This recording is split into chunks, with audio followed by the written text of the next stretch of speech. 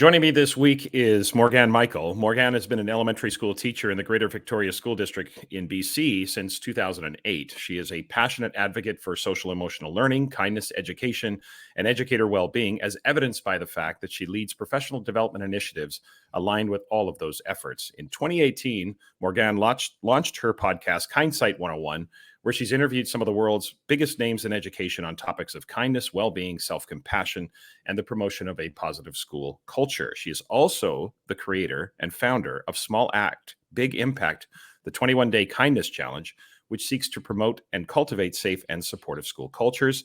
She also shares insights from her podcast on her blog spot, Small Act, Big Impact. And most important, she is a busy woman. Most important for our conversation today, Morgane is the author of the recently released book, From Burnt Out to Fired Up, Reigniting Your Passion for Teaching. Morgane, that is quite a schedule you keep and quite a lot going on. Welcome to the podcast. Thank you so much for having me, Tom. It's a pleasure. Yeah, it's great to have you here. I'm really enjoying the book. Full disclosure, I haven't quite finished the book yet, but I love the book, and I think the topic is so timely. I think the topic is always timely. You know, burnout has been a topic that we've always talked about. Throughout my 31 years in education, burnout has always been a topic that has kind of festered beneath the surface of everything that we're doing. But I'm really excited to have you here to kind of give us some insight as to how we can manage ourselves as we, you know, in this particular era now, sort of not totally post-COVID, but we are certainly feeling the ramifications of all that. So let's just start with a big question here. Let's begin with what inspired you to write the book. You know, we know that, as I mentioned earlier, that burnout is a timeless phenomenon in education, but why, from your perspective, do you think, as I said, this topic is so timely today? Yeah, well, thanks for that question. I think we know that in education right now, there's a lot of shift and change. Part of it is because of the pandemic. Some of it is sort of some of the structural changes in schools. I think teachers, educators are feeling pretty stretched right now. I think for a number of different reasons. And some of those are environmental, but some of them are also just personal things that are coming up for us. And so really burnout just comes down to the fact that we have these processed or these unprocessed emotions, and we're sort of tunneling through, and we don't really have a chance to get to the other side very easily. And we use all these maladaptive strategies to kind of get through it. But at the end of the day, I think as educators, we have to remember why we first got into teaching, what drew us to the profession. Because I think when we are in this place of anxiety and this feeling of burnout where we just don't want to get up in the morning, or we'd rather call in sick, that we lose sight of what it is that first got us into education. And so I just want to tell you about one of the reasons that I got into education, and the fact that this book really ties back to that wholeheartedness that we can be as teachers, this amazing inspirational force in students' lives. And if we're not intentional about it, that we can lose sight of that. So back in high school, I had an educator that changed the whole trajectory of my life. His name was Mr. Graham, and he was a drama teacher at my high school. And our high school went from grade 8 to grade 12. And I remember walking into his annex. It was kind of this separate building on my high school campus, and feeling this immense sort of fear and trepidation walking in.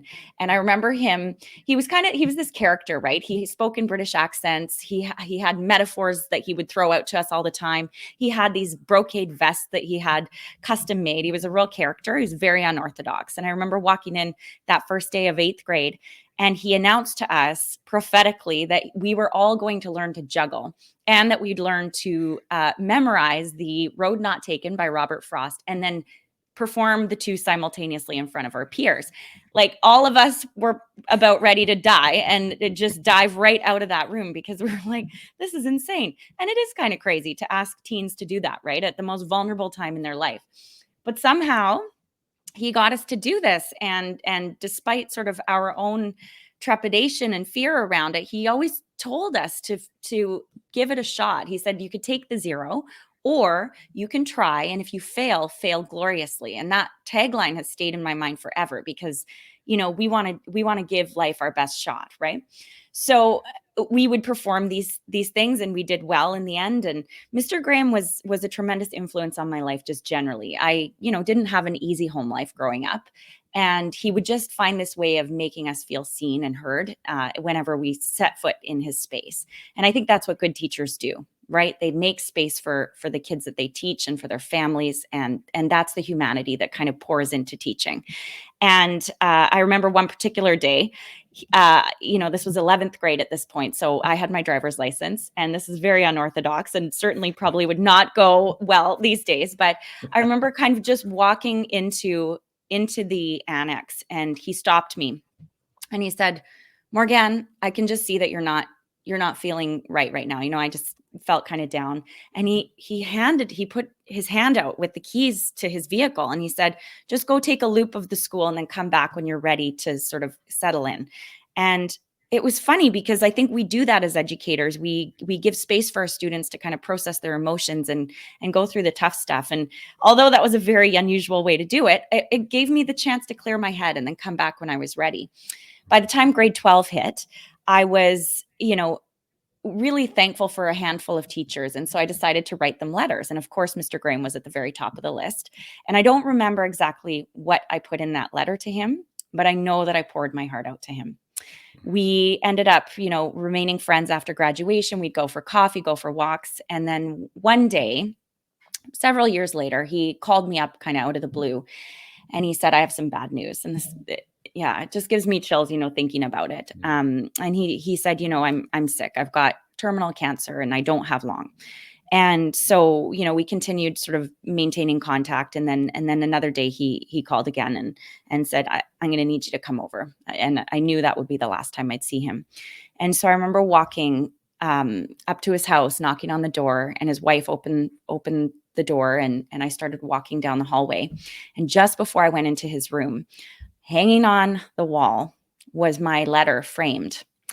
And and I think what that moment really taught me is that he had definitely had an impact on my life. This I knew for sure. But I hadn't realized that my own influence on his life had meant something to him too. And I think that is the beauty of teaching, is that it can be reciprocal, and we can teach so much to our students, but we can't do it if we're burnt out. We have to be able to kind of fulfill our own passions and our, desire to sort of infuse that sense of inspiration into our practice, right? And so we need to take care of ourselves, and we need to tune into that passion ourselves. And that's what this book is about. Yeah, for sure. I mean, that is a fantastic story. It's a beautiful story, and it really does illustrate the impact that teachers can have. But Morgane, I think you buried the lead here. Your teacher gave you the keys to his car to go for a drive. I know. Yeah. When was this? What year was it? What kind of car was it? We need details. When would this have been? 1998? No, this has been 2000. I don't know. A while ago. Yeah, you weren't supposed to do that back then either. Probably not. Like I said, he was unorthodox. So we have to find these special ways. Yeah. What kind of car was it? I think it was I don't even know, like some kind of like a little car. I can't even remember. Yeah. Please tell me it was a Miata or something like that. Convertible. A Mustang, yeah. Yeah, that'd be cool. Yeah, just to fit the cliche of the drama teacher. Wonderful.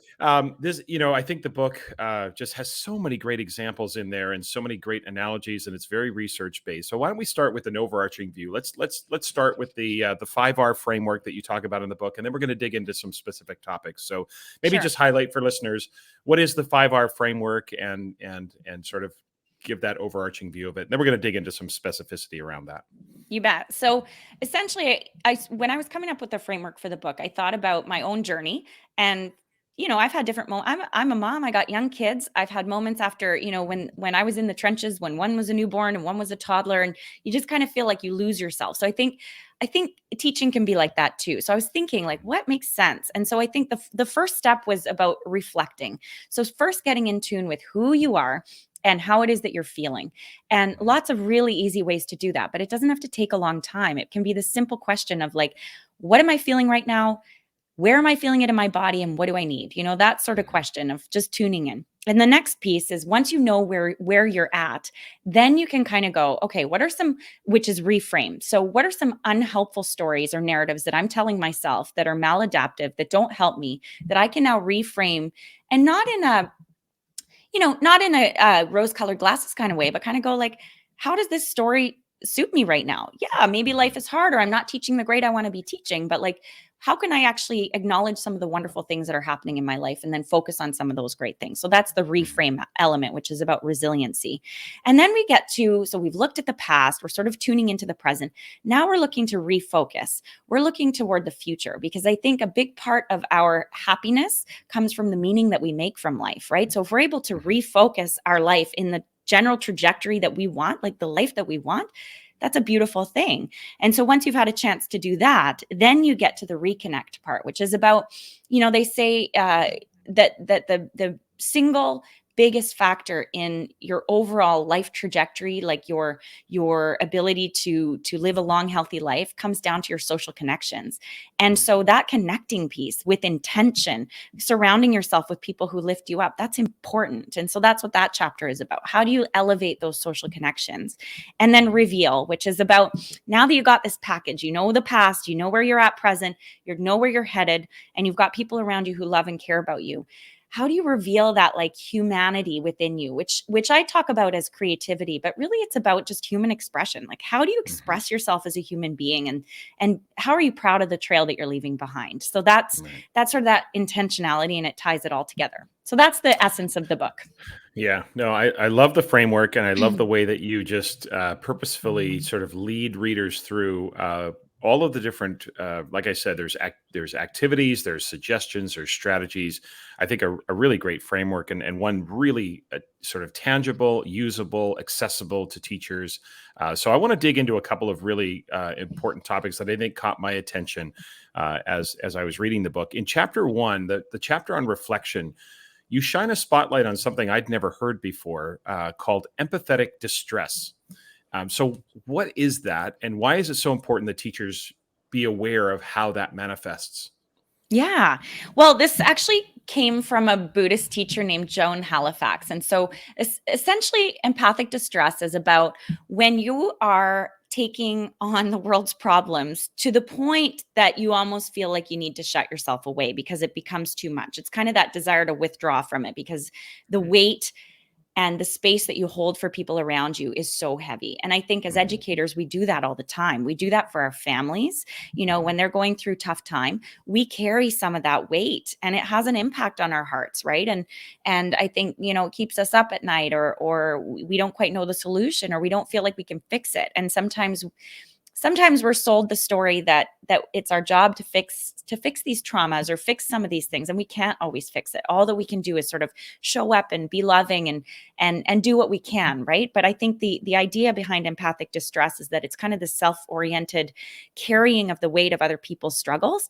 And so it can lead to burnout, because when you're in that cycle, again, it's that unprocessed sort of heartache, right? And if you can't Mhm. get through it, that you kind of live there, and then it can feel really heavy, and it can result in all sorts of different things, like just the symptoms of depression and anxiety and all these things. And so that's part of why reflecting is so important, so that you can pull Mhm. those feelings out, no Right. matter what's going on in your classroom, and no matter the secondary trauma that's happening, because we do get that secondary trauma when we have students who disclose trauma, and it's everywhere. So that's kind of the weight of it, Right. essentially. Yeah. What is the answer to that, though? Because we know that empathy is so important to teaching, that you can't be an effective teacher without having empathy, and yet you want to be careful that you're not almost to a fault being so empathetic that that's causing you distress. So where's that line, or what are some strategies that we might do, or even in reflection, how do I know that I've kind of crossed that line where it's now harmful to me, that Mhm. I'm almost being too empathetic to my students or to my surroundings or to what's happening in the world? Yeah, and I think there's a lot of different things that you can do, but I think um, I love this idea that Michelle Borba brought up, which is this concept of latent empathy does no good.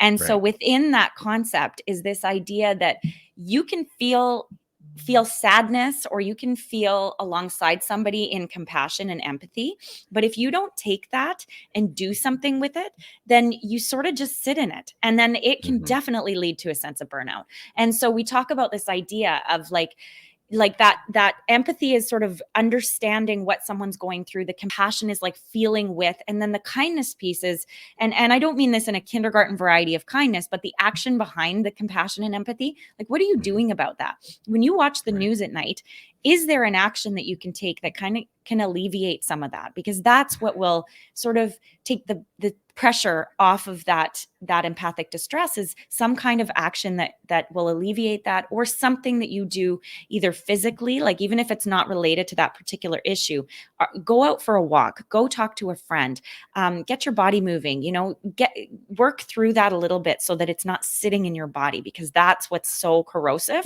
and can lead to burnout. Yeah. Yeah. It's something that I love that part, the idea of action, because it's easy to have, I wouldn't say it's easy, but it's simpler to have empathy, simpler to have compassion, but it's the action behind that I love that expression, that latent empathy and compassion is really kind of pointless or useless if you're not going to act upon that. Now, the chapter on reframing really spoke to me, because I've always been a big believer. Oh, I should say always, but for a long part of my life, I've been a big believer that, our thoughts drive our emotions and our actions. And that even though many aspects of our personal and professional lives can feel like they're out of control, the one thing we always have control over is how we think and what we think. And however, in the chapter, you talk about this idea. So the reframing is one thing, but you talk about the idea of toxic positivity, right? You talk about this idea that, how do we know whether or not our positivity is reframing and is authentic versus how do we recognize that our positivity is toxic, so to speak? Yeah. Okay. So I'd say, first of all, I think you need to get really in tune with that intuition, that gut feeling that basically indicates whether you're being your authentic self or not. And that can be a rusty feeling for some people because they can disregard it. But I think that's part of that reflecting piece, is who are you inside? What are your values? And generally, in your heart whether or not your actions and your thoughts are aligning with that. Now, when it comes to toxic positivity, it's basically the idea that we're sort of always looking at the bright side and not acknowledging the struggle in our life or in our experiences. And there's a harmfulness to that, because what it does is toxic positivity minimizes struggle. It shuts that down. It takes away the capacity to feel messy emotions, which we're human beings. We need to feel the full spectrum of emotions, and it's going to be part of our experience. And if we shut that down, then it comes out in maladaptive ways. It comes out in the fight, flight, freeze, or fawn response, which is kind of this ability to cope really well, maybe on the outside, but at the end of the day, it has a detriment to our overall health and well-being and our wholeheartedness, right? So it's a short-term fix, and it's often what we do when we're in struggle. And then also the sort of feeling guilty about our emotions. I think that's a big part of the toxic positivity. So I think when you're reframing, if you come out the other side and you've maybe looked at something with more of a gratitude lens, that you're able to, and you feel like that's a helpful lens through which to look at, whatever struggle you're going through, that you don't feel like you're shutting down your emotions, that you don't feel like you're minimizing your experience. You're saying, yeah, this is a struggle, and man, this hurts. But I will say, I had a beautiful walk this morning, and I can say my whole life isn't, a disaster. This little piece is, but not my whole life, and so it's just kind of creating a bit of like an anchor for yourself when you feel like you're downtrodden, right? Yeah. So it's just, I suppose, honestly recognizing the ups and downs, the struggles. So Morgane, if you were speaking to a group of, let's turn the lens here a little bit, because I know that school administrators, principals, assistant principals, they really strive to create positive work environments for teachers and want to create these kinds of environments, but it can often slip into that toxic positivity. So if you were speaking to a group of principals right now, what advice would you give them? How would you guide them to understand the difference, or how to create that positive climate without it becoming, toxic, and where there's a lack of understanding of what the truth is around what's going on? I'm so glad you asked this, because this is actually something that's come up for me a few times. I've had leaders ask me to do keynotes and sessions for them, and sort of between our little conversation, they'll say, these educators, they are a handful and they're complaining a lot. We just need them to get back out there. There's sort of that attitude. And how I handle it I've been asked, do you want me to shut off the comments if anything kind of goes awry? And I always say no. Like, I think people need to have their voice. But I acknowledge the struggle before they do. And I think most of it comes down to people just want to be heard and seen. So I think if you feel like resources are tight, most of the time that's outside of the middle management's control, and they're just as squeezed by that, right? And so I think just saying, yeah, you know what, this is a tough time right now. Many of us are struggling. What we can focus on for today's session is what's within our power to change and to alter and to craft. We can't affect resources right now. That's not within our power, but we can look at this. And I think by doing that alongside educators, that it feels like, okay, we've heard the piece of struggle, we've acknowledged that, and we don't have to live there because that's a given. Now what can we do? And kind of this hopefulness. And I think it feels a bit more inspiring when you're like, oh, you know what, we do get to have an impact, and we get to be the authors of our school culture. There's a lot of things we can do without resources that are powerful. And so I think being able to turn people's attention to that sense of control, and we need that sometimes, I think that's powerful. So that's been my response, and so far so good. So yeah. Well, I think it's a hard thing for, administrators and leaders to walk that line between, always trying to see the upside of down, trying to see the positive side without it becoming, ignorant to what's really going on. And I think that's an important line to walk. What about an example? Maybe can you give us an example of what reframing might sound like, or might, whether it's a personalization thing, or, we have thoughts around permanence. You talk about in the book, pervasiveness. What's an example of where we might be able to reframe our thinking? Yeah. Okay. So this is one that I've heard a lot from educators is, I don't feel very fun right now. Like, I think a lot of teachers are feeling like they, through COVID or whatever, it's been maybe a bit of a slog, and they've lost that spark that kind of basically like identified them as a teacher, and they're like, where is that spark? I don't feel that. And so working on that, so saying literally, like, going from I don't feel so fun anymore to going, I'm a focused teacher on the job that I have to do, or I feel like an effective teacher, and then sort of stating, I want to infuse some fun and joy and creativity into my day, and making that an intention. I think sometimes even just by writing things down, that can be, sticking it on your wall on a Post-it and being like, this is an important piece. I want to laugh every day. There you go. There's your goal. But when it comes to sort of that sense of resiliency, there's these 3 Ps that we want to watch out for. So say if something bad happens to us, let's say we have an altercation. Well, maybe not an altercation, but we have a parent and there's a misunderstanding, and you get one of those ragey emails. Okay.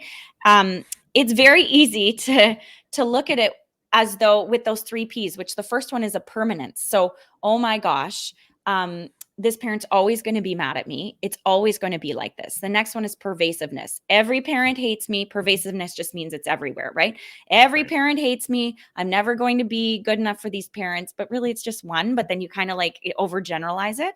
And then the next one, hang on, now I'm blanking on my last one. So pervasiveness, and then personalization. Yeah. And then thank you. The personalization is the piece where you go, oh my gosh, it's all my fault. Like this, I'm the only one who ever gets the bad emails, like sort of doing that. If we look at life that way with those 3 Ps, it can be hard to overcome the struggle. And resiliency is just the ability and the rapidity with which we overcome challenges and adversity, right? So if we can move through that in an effective way and go, you know what, it's not just me. This isn't my entire life, and it's not a permanent thing. We can work through this, that's a more helpful way to reframe struggle. Yeah, it's we really can get in our heads and start telling ourselves stories about all of those different aspects about how things are permanent, or they're pervasive, or it's like you say, it's all my fault.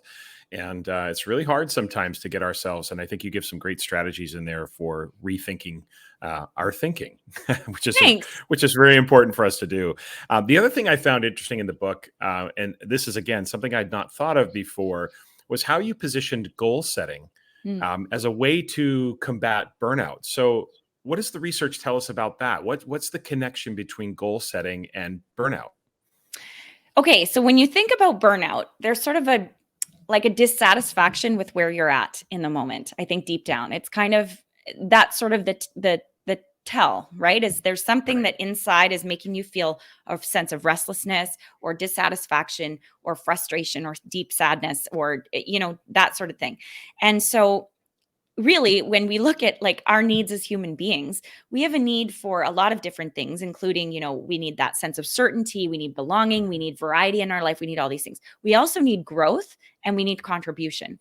And so if we're not growing forward a little bit, we can feel this stagnation. And if we're in a place where we're feeling that sense of restlessness or dissatisfaction, one of the most important ways to sort of tune back into who we are is through goals and by looking forward and going, well, this is where I'm at. I'm not really happy with where I'm at right now, but I'd like to be here, and to note where you want to be. I think as human beings, we want more than anything to have meaning in our life, right? There's been a lot of research around that. And so meaning comes from that sense of a life lived through passion and inspiration. And so if we can look forward with excitement at our life and go, I'm going to author a different kind of future for myself than maybe the one that I've lived up until now, like the life that I've lived.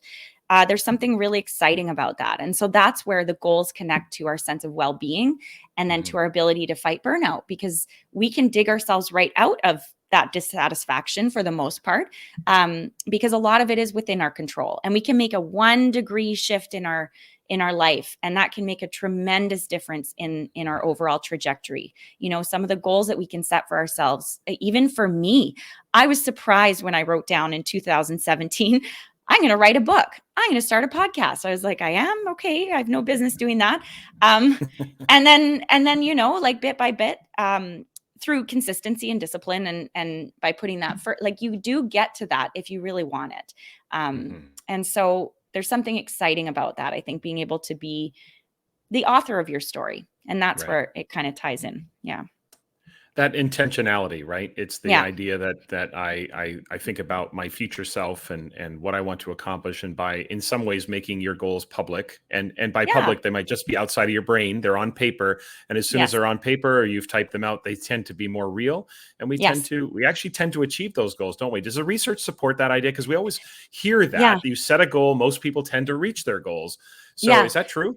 Yeah, well, yes, from what I've read, Yeah. basically, you first of all, you elevate your opportunity for success if you write it down. Just doing that alone is a Yeah. huge.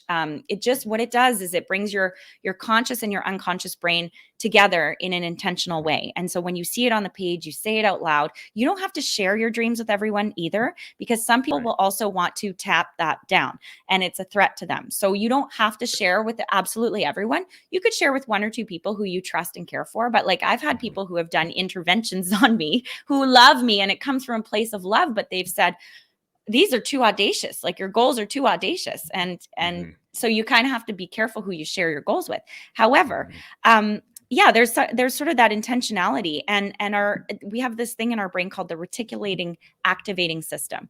And what it does is when you put something to the forefront of your conscious mind, and you focus on it, you'll start seeing it all the time, and your subconscious mind will start tuning into it, which sounds very woo woo, but it's true. Like, when you say you're shopping for a car and you're like, oh, blue cars, hadn't really thought about that. And suddenly, as you're driving down the road, every second car seems to be a blue car. Like, So it's not true. because suddenly there's more blue cars. It's because you've opened your eyes to that more. Yeah. And so goals are the same. And it kind of, it'll work together in a way that will, will push that goal forward.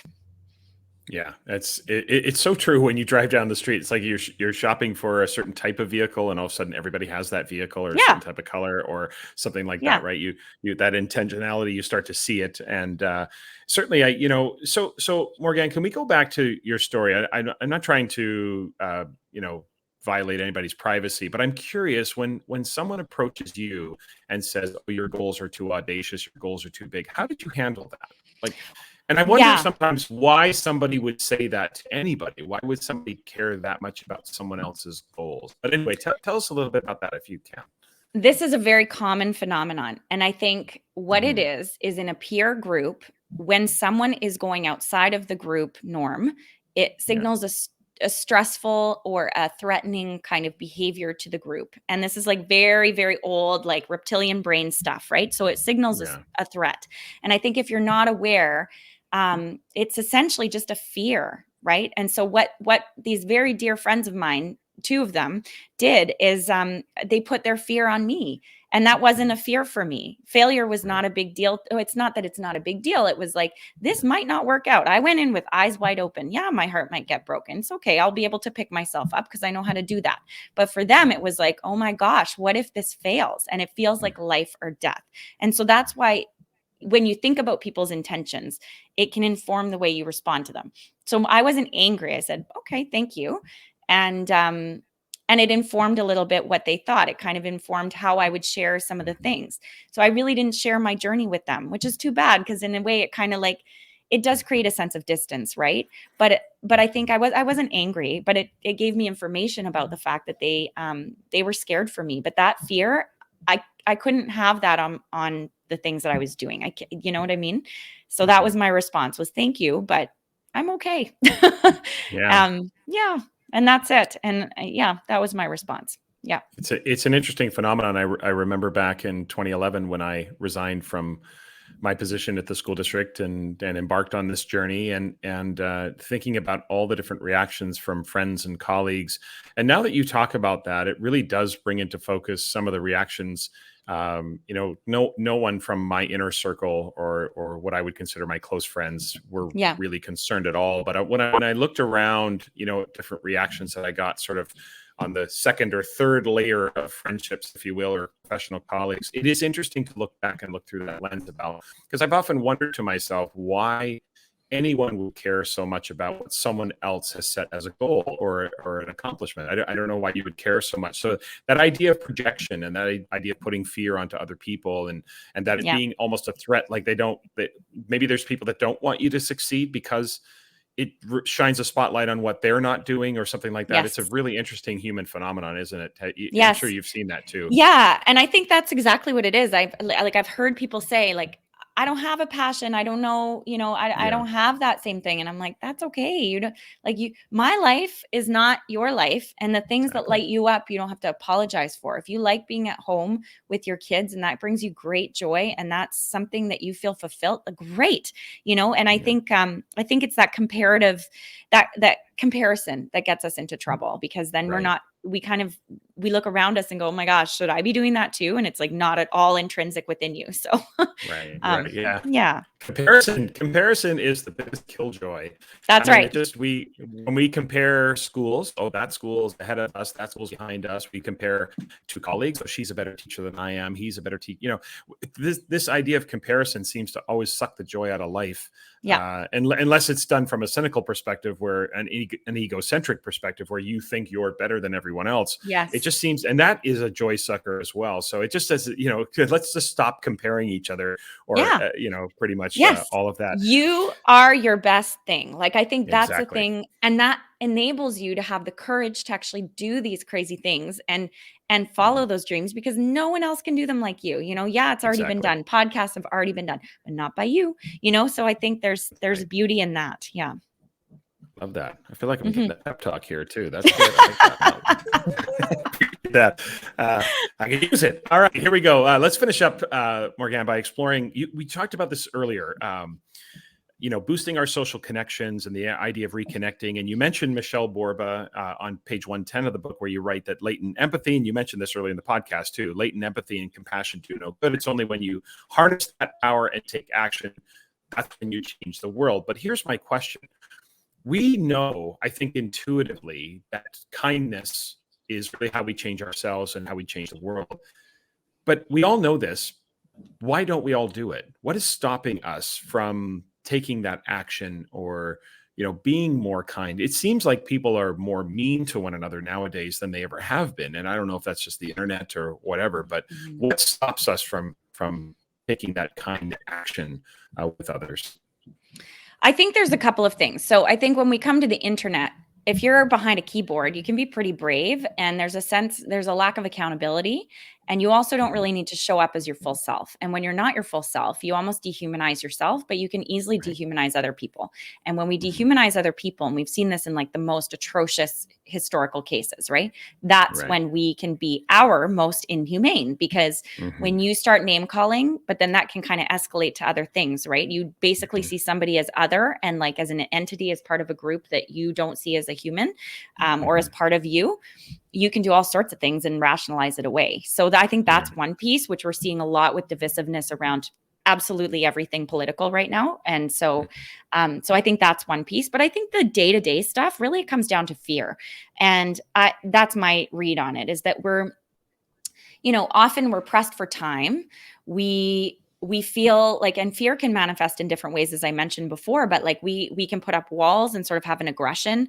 And so when somebody, say, cuts you off in traffic, is your first response to go, man, maybe they're having a rough day? Or is it like, oh my gosh, I can't believe they just cut me off. And that's like a personal slight. And so it kind of depends on your perspective too, because if you see that as a personal threat, then you're going to respond aggressively, right? Or you might withdraw. Like there's all these funny things, like, and I think with anxiety often, or the symptoms of anxiety, quite often we don't connect to that prefrontal cortex, which is our empathetic brain and like our decision-making brain and our communicating brain.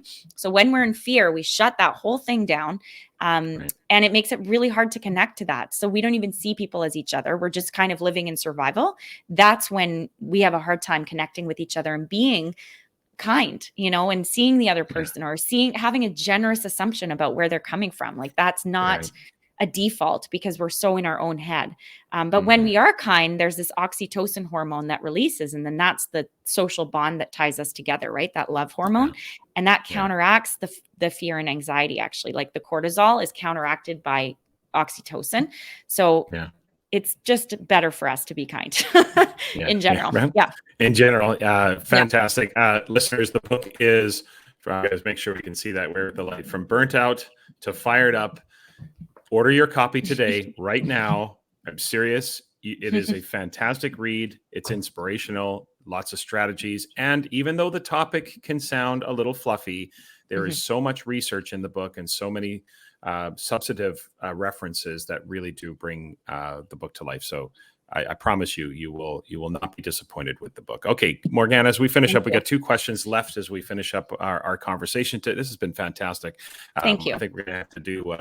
We're gonna have to have you back again and maybe do something else to try to take some listener questions or something that you can help people work their way through. So 2 questions left as we finish up. I ask everyone who comes on the podcast these 2 questions, and you could take this first one in any direction you want to. But the question is, educationally speaking, what keeps you up at night?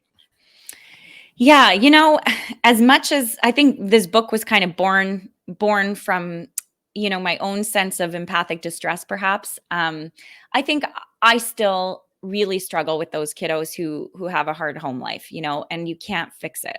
And, you reach out to the different, social supports and all that. And really the only thing that you can affect is the space within your classroom and your connection that you have to them. So that keeps me up at night sometimes. You just want to hold these kids and help make their life better than maybe it is sometimes. And obviously that's not everybody, but there are those moments where it just kind of breaks your heart a little bit. So that does, for sure. Yeah. It is tough. You think about all of the situations and circumstances that some children come from and teenagers are living through. It breaks your heart to see what they have to just to get to school, to be present in the school. There's so much struggle that they have to go through, and it's hard not to take that on, for sure. That empathetic distress, for sure. Okay, last question as we finish up. And obviously you're someone who has been, by many metrics, very successful. So the question is about success. If a random person stopped you on the street and asked you the question, what is your definition of success, Morgane, how would you answer them? I love this question. I think it comes down to, are you proud of the way that you leave the interactions you have? Are you proud of the trail that you leave behind? And I think for me, that's what success is. Do people leave the interactions with you feeling better off, feeling inspired, feeling like the best version of themselves? And that to me is like the most important version of success, because then it's like through your path that you're walking, you lift other people up and you bring them alongside with you and you help them to see the best version of themselves. And that is a wonderful thing. And it has nothing to do with money, and it has nothing to do with possessions, because you can't take that, but it's part of your legacy. So that's important to me, I think. Yeah. I think that's a great definition of success and a great way to finish up. Listeners, you can and should follow Morgane on social media. Her Twitter handle is @Morgane Michael. And just so listeners know, Morgane is spelled Morgane. So you'll find @Morgane Michael on Twitter. On Instagram, the handle is @SmallActBigImpact. And of course, you can search out the www.smallactbigimpact21days.wordpress.com. That is a long internet handle, but a great website, great resources there. Lots of information about Morgane. If you're interested in following up with her, having her talk to your faculty or your school, your district, etc., all of that there. And of course, I'll also put a link in the show notes for two things. One would be the book. We'll make sure that people have access to how they can grab a copy of the book. But also, I'll put a link into your podcast, Hindsight 101. Thank God it's Monday. And Morgane comes out with some very inspirational and just uplifting messages. And I think that your message could not be more timely. I think that right now people are really feeling it, and to have someone that comes along, not just to make us feel better, but to give us the strategies that are necessary to help us truly shift our mindset and keep perspective and get back to the purpose of this job. And the way that we approach education, I think, is truly inspirational. I love every part of that book. Thank you. I think you're making a huge difference to educators all around the world. So Morgane, really appreciate you being here today. Thank you so much. This was so much fun, and it was a delight. So thanks, Tom. Great.